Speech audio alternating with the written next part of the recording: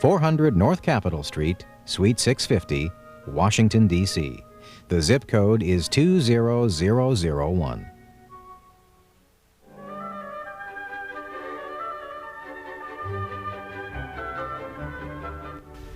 Up next, we welcome retired Marine Lieutenant Colonel Oliver North as our call-in guest. Colonel North will discuss his years as Deputy Director of Military and Political Affairs for the National Security Council during the Reagan administration.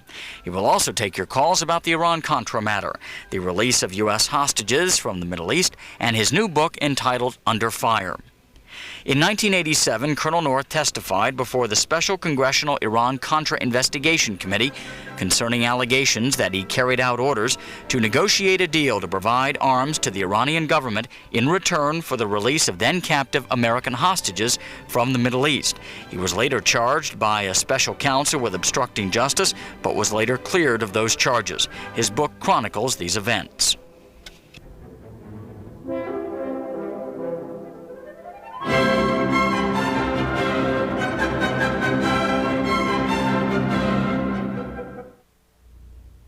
Lieutenant Colonel Oliver North, let's begin where you begin on your book, November 25th, 1986.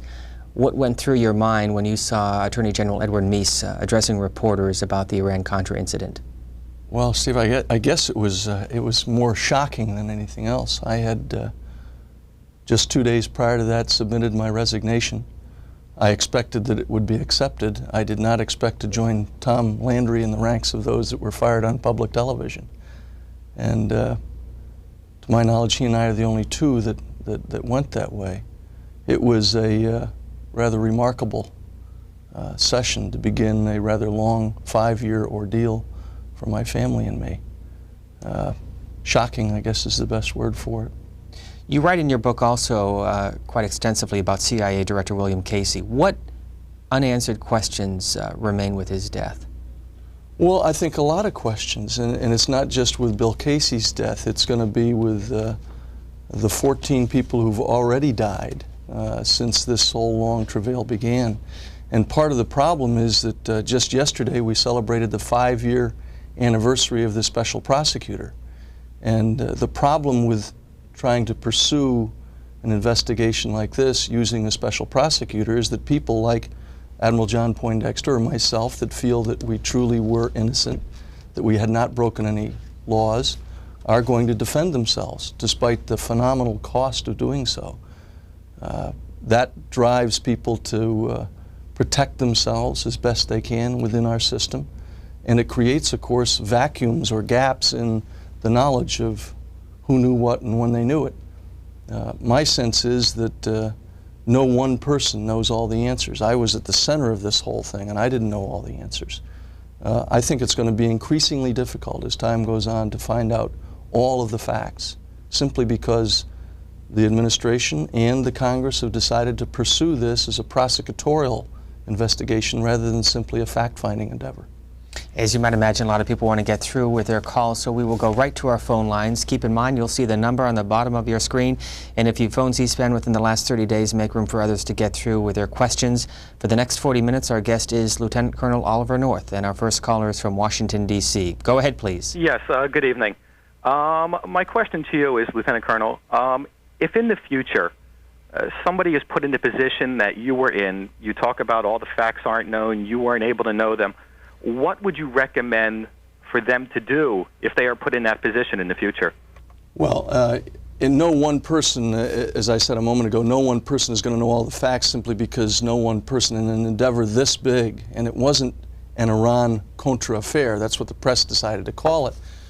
This was the Contra Support Initiative, and later on the Iranian hostage and reopening of a relationship with Iran initiative that became linked. The hyphen, if you will, was in my office, and the endeavor was supported by people who were earlier engaged in the Nicaraguan support activity. It's not necessary, for example, for a military officer to know absolutely everything about what everyone else is doing. But in the case of an administration pursuing a policy like this, if the Congress then decides that they're going to have a full airing of it, we've got to make a decision early on whether or not we're going to decide to prosecute people That to me is the big mistake that was made in this whole effort. If people simply wanted to know the facts, they should have sat down with the people who carried it out and found out the facts. But to have criminalized the policy differences between the Congress and the executive, and then prosecuted the people that were involved in it, isn't the way to find out the facts.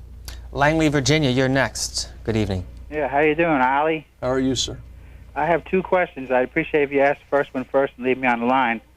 The first person that President Reagan fired after the outbreak in the press about the Iran-Contra was a man named Robert Arens.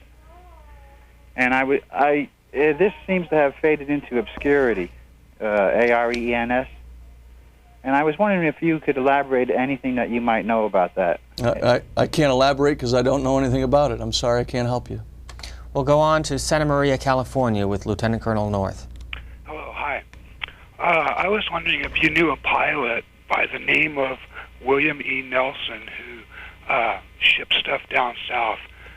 He was murdered in L.A. At the beginning of this month, and we've got news releases back from the early 80s that he admitted to helping the Nicaraguans in their quest for freedom.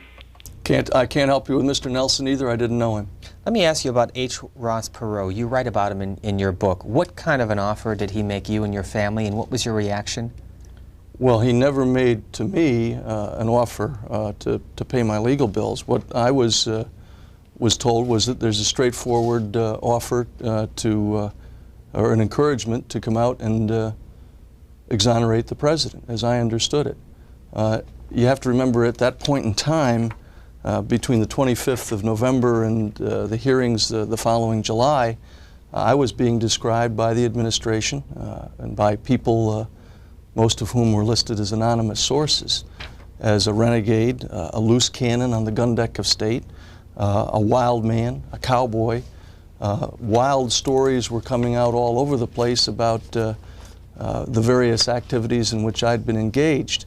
And when Mr. Perot came to my attorneys, there were two meetings that were held. His was in concert with that of a military aide to the vice president and that of a very close, very wealthy friend of the president, all of whom suggested that the president be exonerated. One other question from the book. This photograph, where was it taken? Which one is that now? The one down here. That was taken on a hilltop in Vietnam. That's the command group, the squad leaders from my 2nd Platoon, Company K, 3rd Battalion, 3rd Marines in Vietnam sometime early in 1969. Do you miss in the Marine Corps? Oh, sure, Steve. I miss being with Marines. I don't miss the institution, but I do miss being with Marines. I was blessed to spend most of my life with brave men. I got up every morning and went to work with them. I worked with them in faraway places doing sometimes dangerous things. They were motivated, they were energetic, they were all headed the same way, and I miss that kind of experience. Back to the calls. Greensburg, Pennsylvania, you're next. Yes, Colonel North, retired military person. In your case, the government spent many millions of dollars to solve it one way or the other. What happened to the Uniform Code of Military Justice? Both of you fellas were on active duty. Why didn't the military take care of its own? Well, because the special prosecutor legislation under which we were prosecuted doesn't provide for that. In a rather unique anomaly to the Bill of Rights and the constitutional process that's been established in this country for over 200 years, Admiral Poindexter and I were pursued by a special prosecutor who took us through the civil courts of Washington, D.C. in a criminal process. And we were not allowed the protections that a normal military person would have enjoyed. Arlington, Virginia, good evening. Arlington, Virginia, go ahead, please. Good evening, Colonel North. How are you? I would like to ask you about the fact that, as I understand it, your convictions were overturned, not so much on the merits of the evidence, but on what I've seen called basically technicalities, problems with the testimony that was given before Congress. And I have seen comments that this is the kind of thing that for years the liberals have been accused of coddling the criminals in establishing these protections for the rights of the accused. And it seems that you, in fact, have benefited from this tradition of expanding the rights of the accused, what some conservatives in the past have called coddling the criminals.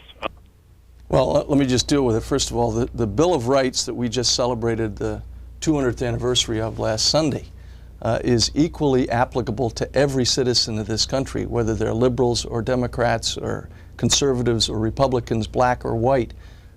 That's there for all Americans. Second, the procedures that were used in my particular case were unique in the annals of American jurisprudence. I was ordered to testify to the congressional committees in 1987 under the pain of going to jail if I didn't. Had I not testified, had I refused to, I'd have gone to jail. I therefore agreed to testify, and I was given what they call a grant of immunity, that nothing I said in that testimony could ever be used against me. During that rather remarkable set of hearings, the Congress insisted that it be televised publicly on this network and many others. It went live to the nation for 6 full days. The first witness called against me in my trial was the man who insisted on me being before his committee, something that's never happened before in American history. And it was that protection against not being forced to testify against yourself, one of the protections of our Bill of Rights, that applied in the case of 2 counts that were remaining. You also have to remember that there were, in the original indictment against me, 16 counts addressed directly at me. 4 of them were dismissed by the judge before trial. The jury threw out 9 more. The courts then threw out 1 on the basis of a bad instruction. That left 2 counts that eventually the prosecutor abandoned the case, dropped the charges. And in our system, the very best you can ever hope for is to either have a not guilty from a jury or to have the case dismissed by a judge or the prosecutor. And that's exactly what happened to me. Those people who don't like that outcome apparently don't like our system. The book is called Under Fire, An American Story, published by HarperCollins. How much is it? Well, the list price is $25, but if you go to Crown Books or to one of the other chain stores, it's as low as $15 because it's been a #1 bestseller in America. What kind of reaction have you been getting from people who have been asking your autograph at different signings? It's been overwhelming. The experience has been, to me, as I've traveled the length and breadth of America, a wonderful experience to talk to the American people. I think what they see in the book is not just your typical Washington attack book. It's not the Doberman-Pinscher book that most people expect from Washington. It's part love story, part war story, part adventure, part political intrigue. And I think it's the story behind the headlines that has attracted so much interest from the American people that are buying 600,000 copies of it. How did you get to work at the White House? I must have done something terrible to have deserved it, Steve. I was a student up at Newport, the Naval War College, in the Command and Staff course, and was ordered to Washington to interview for a new job in the new administration in the spring of 1981. I told then National Security Advisor Richard Allen that I didn't want the job, and he said, good, that's just the kind of person we want here. And I was then ordered to Washington at the completion of the school year. Los Angeles, thanks for staying on the line. Go ahead. Oh, you're welcome. Good evening. Colonel North, I violently disapprove of what you did and ask you how you might have felt if there was a Democrat in office sneaking guns and money off to the ANC or some such group. I have 2 questions. Well, let me stop you there to get reaction at that point, and then we'll get to your question. Answer the first question. First of all, the President of the United States has broad latitude to prosecute the foreign policy of this nation. And there was nothing in any of the legislation that the Congress had passed that prohibited the President from going to the King of Saudi Arabia, to going to the Sultan of Brunei, to going to the government of Taiwan, or to diverting money from the Ayatollah to support the Nicaraguan resistance. And those are the things that he wanted done, and that's what we did. I might have objected politically to a president doing the same thing to the ANC. I would have thought it was wrong, but it certainly wouldn't have been illegal. Caller, you have a quick follow-up? Yes. Well, I'd just like to ask my two questions. The main ones I called in, I disagree with that, but I'll let that go by. Two questions. One, not so serious. Why were you wearing your winter uniform at the hearings in the middle of July? And number two, how involved were the Israelis in what you were doing? In the time when you weren't speaking, there were many articles coming out of the Israeli press, not making fun of you exactly, but saying that you were very malleable. Did you see those articles, and could you respond to them? Well, let me deal with the second question first. I don't consider myself to be particularly malleable. Certainly the press said a lot of things that just weren't true, and I did not see those articles at the time.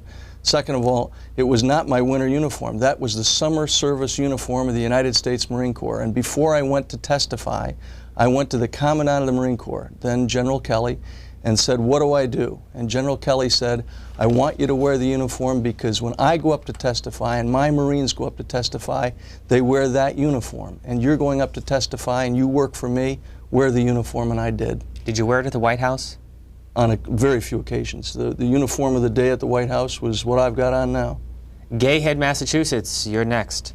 Yes, Mr. North. I'm giving voice to a very cynical generation which was born at the height of the Vietnam War in which you participated. This generation, at least my segment for which I speak, views the CIA as standing for a cocaine importing agency, for we've learned this cynical history behind which the intelligence community of this country and of various nations in this world which purport to support democracy are in fact not supporting democracy. In fact, the tie-ins with the drug trade, with the mob, with the international kingpins, like I said, in the drug trade, it's just mind-boggling what you're involved in. Well, let me just deal with it directly. First of all, I never met a single U.S. government officer or agent of any kind that was in any way involved in any form or fashion with drugs. We made every effort we could to stop the flow of drugs coming into this country. That kind of a story is the kind of thing that came about as a consequence of the way the administration threw John Poindexter and Ollie North over the side of the ship. We were unable to defend ourselves against it. The administration could easily have stood up and said, these kinds of stories are just hogwash. They didn't do it, and they persist to this very day, and that kind of revisionist history doesn't deserve the kind of attention that it's getting from Oliver Stone or anybody else. Holyoke, Massachusetts, good evening. Good evening, sir. Colonel North, are you planning on making any appearances up in the New England area? I've already been to Boston, and we did a number of book signings up there when the book first came out. I believe that we're finished with that end of the campaign to promote the book, but if you've got some interest in that, we can perhaps reconsider. Go out to the West Coast in Los Angeles. Good evening. Hello. Go ahead, sir. Hello. Hello. Yeah, Mr. North. Yes, sir. I watched the hearings while they're taking place, and I read the transcript from that hearing. And at what time during the conversation, Mr. Lehman asked you about the shredding incident, and he asked you. You said something about the Israelis calling every half hour, and eventually said yes. And then Mr. Lehman said, "Well, were they directing the shredding?" And you said some of it. Well, I think maybe you misinterpreted something of what was said there. Certainly that we had agreed with the Israeli government at the very highest levels in communications between their prime minister and the President of the United States that if there was any revelations about the relationship between the two of us on the Iranian initiative, that we would stick with the words no comment.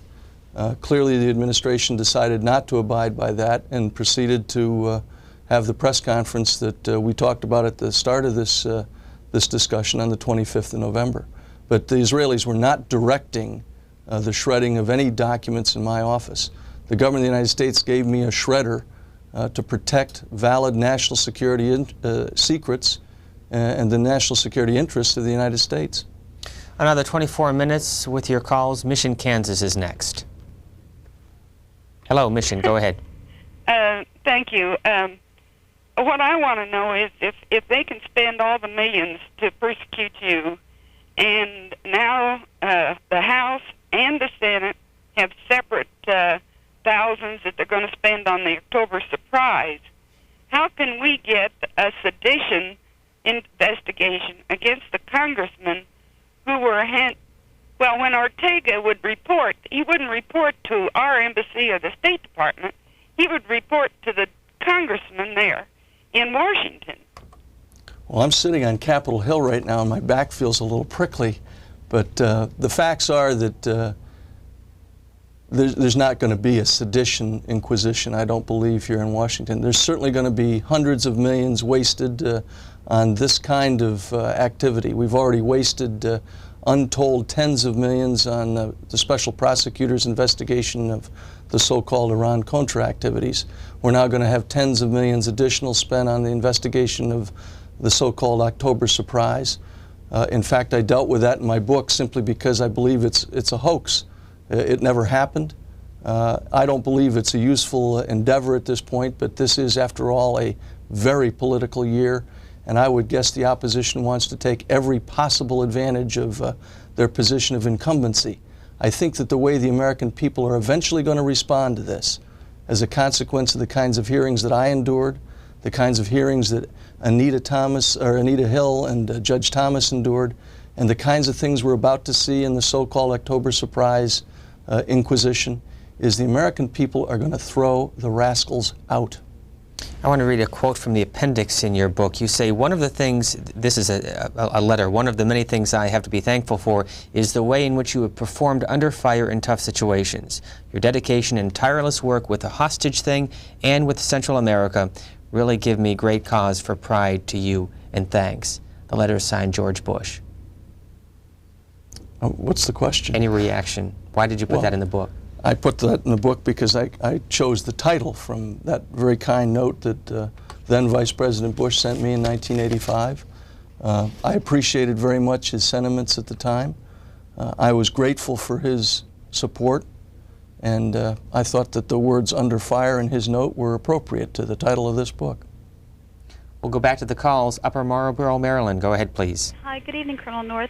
I loved your book, and I was just wondering if you've been in contact with any of the released hostages or if you plan to meet with them in the future. No, I've not. I believe, as I did when I was working at the White House, that those men desperately need time to recover from what they've been through. They've been debriefed by members of our government. They've had the chance to be medically examined by our government. They need the time to reestablish their relationship with their families, and they don't need me intruding upon them on this remarkably joyous Christmas, the first in many years that there haven't been hostages being held in that very, very difficult place. Roseburg, Oregon, good evening. Hello, Colonel North. How are you, sir? Fine. It's a pleasure to get to speak with you. Thank you. My question is in regard to our Marines that were stationed in Lebanon, the car bombing of the motel that occurred and got, 260-some lives of our brave young Marines. 261. Yes. The stuff I read afterwards seemed to indicate that Iran was the sponsor of the terrorists that did the car bombing. Is that what you believe? Well, we have never established definitively that the Iranian government had a role in it. What we do know is that the government in Tehran has a significant degree of influence over the Hezbollah and Islamic Jihad terrorist organizations in Lebanon. We do not know that the direct relationship is one of control. I came to believe, certainly after my May 1986 trip to Tehran, that the Iranians didn't control them directly, that in fact the Syrian government had a significant role to play in what the Hezbollah was able to do. The exact nature of the relationship is yet to be established, and we don't know exactly how Tehran controls them except through the finances and through the spiritual aspect of their relationship. We'll see if our viewers can get a sense of this photograph. You call this Circus Maximus. Explain that. Well, and that particular photograph is a shrunk-up version of what appeared in the middle of Time magazine, I believe, at the time. The Circus Maximus atmosphere of that hearing was one of a little bit like the ancient games being played in Rome. What you had was this tribunal gathered up there, 26 of them with their scores and scores of staff aides and lawyers and counsel and cameras and the big Klieg lights. It makes the studio pale by comparison. Right behind me were the reporters and a few small rows in the back for the average citizen in whose name this was all being done. This whole endeavor was one of trying to get as much face time for those people that called this thing into being as possible. They wanted it on public. We asked that it be in private. They insisted that it be televised. To me, that was a Circus Maximus atmosphere, not at all designed to get at the facts, but simply to put their faces on national TV. Miami, Florida, good evening. Good evening, Mr. North. I have a question. You're obviously very dissatisfied, with good reason, how our government handled your investigation. How would you have handled if you would have been put in that situation to investigate somebody who the government accused you of? Well, the whole thing could have been handled very quickly and very easily if the Tower Commission was simply empowered to investigate and we hadn't put a special prosecutor into being minutes after the press conference. The appointment of the special prosecutor and the words criminal activities immediately make people who don't believe that they've committed any crime at all to defend themselves. And that kind of defense means that some people aren't going to sit around and just describe for the press, for the public, for boards like the Tower Commission, all that they knew about what was going on at the time. They can't do that and abide by the protections offered by our Constitution. Good evening, Columbia, South Carolina. Thank you. Colonel North, I have a question for you. I was in the Air Force, and the first thing that I learned when I was in there is that you follow orders, regardless, because as you said earlier, you don't know the full picture. But my question to you is kind of twofold. With you being in the center and handling things, basically, as you said at the beginning of the show, you didn't know what was going on. My question is, who does? The president says he didn't know, and you didn't know who is calling the shots. And lastly, is my son is going in the Marines and goes in Sunday, and if he is placed in that situation, his commander says you do X, he does X, and that's what I'm telling him. But I would hate to see him hung out to dry, in my opinion, like you were hung out to dry if you were following orders, as you stated many times in your testimony. Twofold question: who's calling the shots, and what do a person do in that position? And if you follow orders, how do you get hung out to dry like this? Well, first of all, the chain of command that's established in the military is very clear and very explicit. And I never had this kind of a problem in the military itself, per se. Being placed in a quasi-political position in Washington makes it a little less definitive. You can't do it by rank. You have to do it within the purview of your office and the structure that's established within that particular bureaucracy. Your son, God willing, is never going to have that kind of a problem. My sense is that what happened in Washington is that people conveniently developed amnesia after the 25th of November, that there were a lot of people engaged in this thing who suddenly couldn't remember what Ollie North and Admiral Poindexter were doing, people who've denied it. Some of them have now had to plead guilty to having lied about what they didn't know at the time. The facts are that a military officer needs to be able to make a judgment call as to whether the order he has been given is indeed a lawful order. He's required to do that. In my 22 years of service as an officer in the United States Marine Corps, I never once had a single order given to me that was illegal or unauthorized, and I never gave that kind of an order. So for me, I never had a problem with it. What we ended up with in Washington at the time, in the 1986 time frame, was the criminalization of policy differences between the legislative branch and the executive branch, and the unwillingness of people a level down below the president to fight back, to demand that the Congress step aside from intruding on the executive's prerogatives in the prosecution of our foreign policy. The ultimate outcome of that has been 5 years of trials and inquisitions, tens of millions of the taxpayers' dollars spent on this, all to naught. Admiral Poindexter, thank God, recently was exonerated of the charges against him. And I believe that's the way it's going to go with the rest of these people. Unfortunately, the special prosecutor is still at it in Washington, still spending our tax dollars. Good evening, Sacramento, California, with Lieutenant Colonel North. Yes, Colonel, good evening. My question, kind of a quick comment and a question. Basically, I've always thought is, who cares? What you did was not criminal, and the antics that go on in Congress and the Senate every day, the same people accusing you, do things that I consider very criminal every single day, and nothing happens to them. I see a lot of leadership in you. I've just got out of the Air Force a year ago, and my question to you is that what are your chances, thoughts of the House and the Senate, and for in the future? I'm sure in '96, Pat Buchanan and you would make a good pair. Well, I have no political aspirations of my own other than to run for an uncontested seat in Bluemont, Virginia. I am running hard for husband and father. There's 5 votes that count, and unless I get home tonight, I could still lose the election. I do believe, and strongly, that what the American people need to do is get re-engaged in the process. If one looks at what happened in 1988, we had roughly half of the American electorate bother to go to the polls to elect a president of the United States.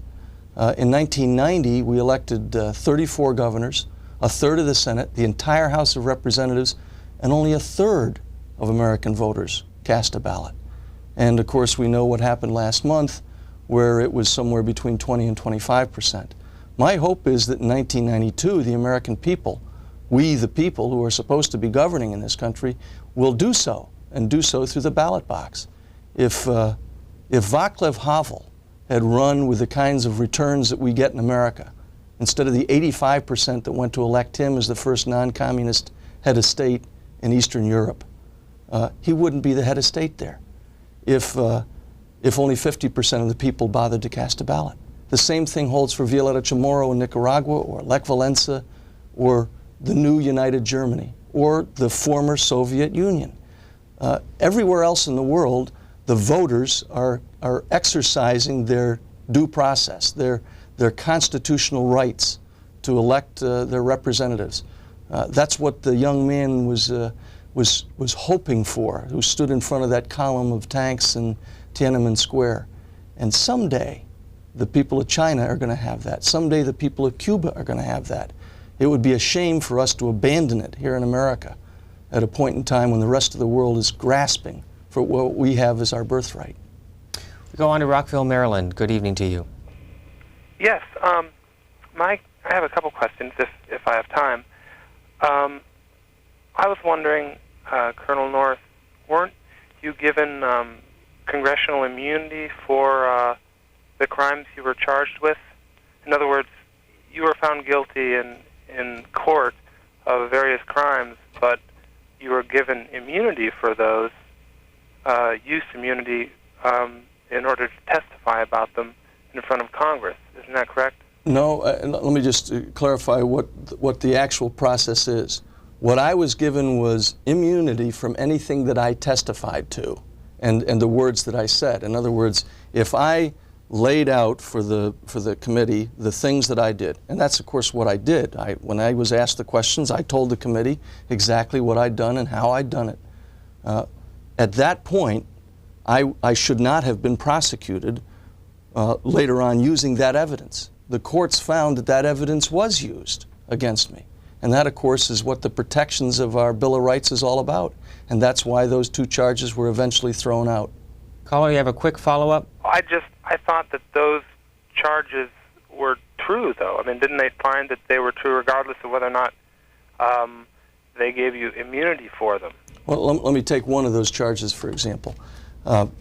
In the committee hearings, I told the chairman of the House Committee, who was also at the time the chairman of the House Permanent Select Committee on Intelligence, Chairman Hamilton.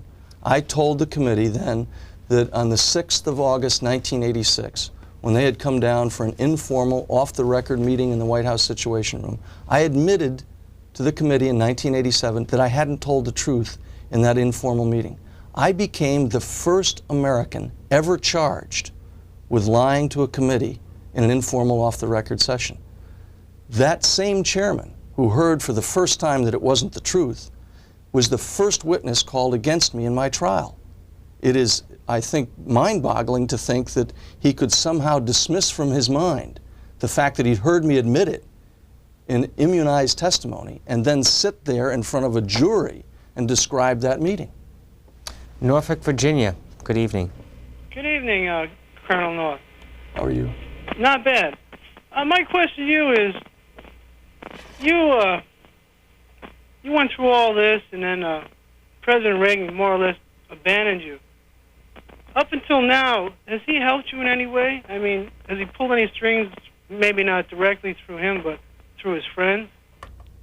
Well, I don't know. The last communication I had with President Reagan was on the evening of the 25th of November 1986, when he called me and told me that I was a hero, that he was sorry that it had happened this way. I told him that I was sorry that it happened this way.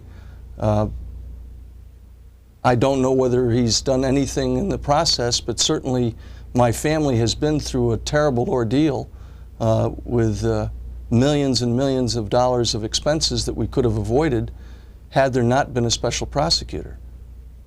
Now, you write in your book as well about President Reagan and how he referred to you as a national hero. Do you want to explain that? Well, in the phone call that evening, the president said, "You're a national hero. You just have to understand I didn't know. I'm sorry all this thing happened the way it did." I reflected on that. And later on, I concluded that, as I said in my sworn testimony in 1987, that I concluded that the president not only knew, but that he had approved of everything that I had done, or I wouldn't have done it. Reno, Nevada, you're next. Yes, I'd like to ask Ollie North how he would respond to a comment made by a couple of Vietnam vets, and the comment was this, that had they known that he was the liar and coward that he is, that he would have been a candidate for fragging. Thank you. Well, you're certainly entitled to your opinion, but I would refer you to several of the young Marines that I served with in Vietnam, one of whom has written a book about his experiences in my rifle platoon in Vietnam. I never saw fragging while I was over there. I deeply believe in loyalty up as well as loyalty down. I never had that kind of a problem of leadership in any way during my entire experience in the Marine Corps. Some background on Lieutenant Colonel North. He is a graduate of the U.S. Naval Academy in 1968. He served in the U.S. Marine Corps for 22 years, is that correct? And was born in San Antonio, Texas, and raised in upstate New York. We go to Litchfield, South Carolina. Go ahead, please. Thomas Clines, who retired from the CIA after 31 years of distinguished service and supported the Contras before, during, and after your involvement, now faces a jail sentence for his involvement with your efforts. Do you feel he deserves to be the only Iran-Contra defendant to serve actual jail time? I don't believe that anybody deserves to serve jail time for what they did in carrying out the president's directives. And the president clearly wanted the hostages rescued. I got very clear guidance that the president had approved all of the things that we were doing, or I wouldn't have had Tom Clines or anybody else out doing it. And I don't believe that Mr. Clines deserves to go to jail any more than anybody else does. Johns Island, South Carolina. Good evening to you. Good evening. I have a couple of questions for Mr. North. Concerning Iran-Contra, the weapons that were sold to Iran, where did those come from? The first shipment of weapons that were shipped in the summer of 1985, with Mr. McFarland's authorization from the president, were shipped from Israel. Those weapons were originally made in the United States and sold to the government of Israel as part of our military assistance program. The second, third, and fourth shipments all came from the United States. The Hawk missiles that were shipped in November of 1985 and then returned in February of 1986, again, originated in the United States, but they were Israeli-owned weapons when they were shipped. Mesa, Arizona, you're next with Lieutenant Colonel North. Yes, Mr. North. What was your role in the MPO, and do you believe that heads of state should be targets for assassination?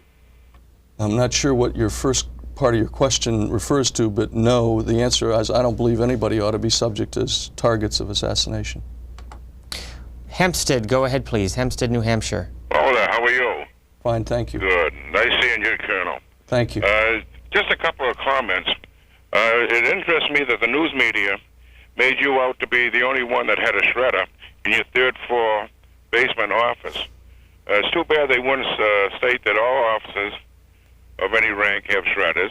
They have them aboard the submarine, I know, etc. And when you have to go before some of them people like you did, one senator from Vermont, I won't mention his name, he got removed from his chairmanship on one of the committees because he leaked out secrets. These guys shouldn't even be out in Washington, let alone being removed from their committee. I wish people would remember this.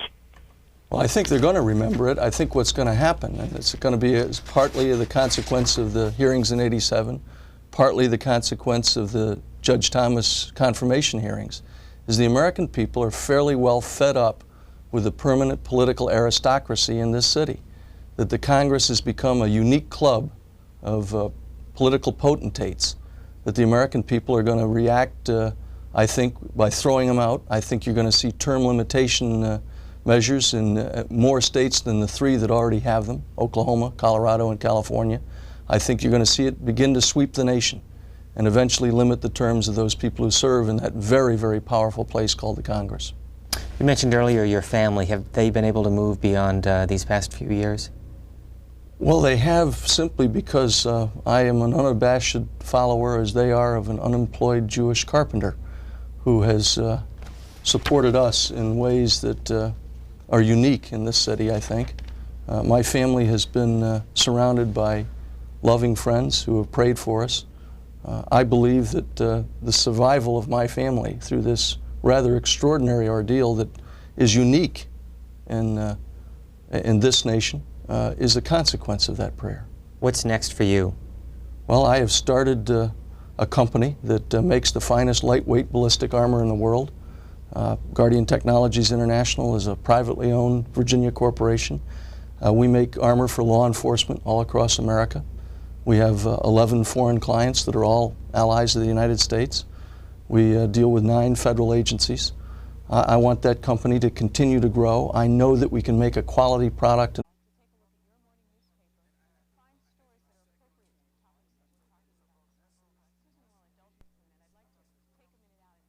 Indeed care about where our government is taking us.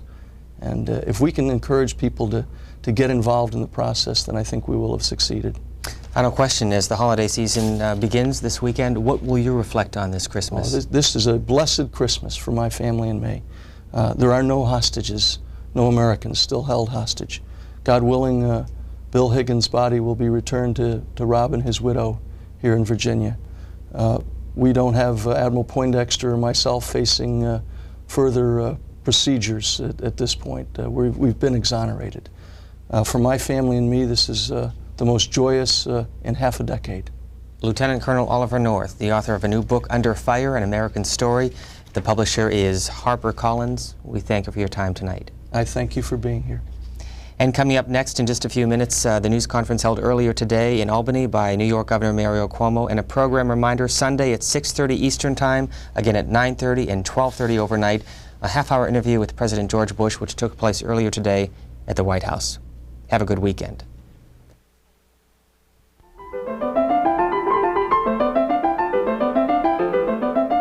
That concludes this live viewer call-in program with Oliver North. The program will re-air tomorrow morning at 8 o'clock Eastern Time, 5 Pacific. Coming up next, we break for a look at the overnight program schedule. Then we take you to Albany, New York for this afternoon's announcement by New York Governor Mario Cuomo that he will not seek the Democratic presidential nomination next year.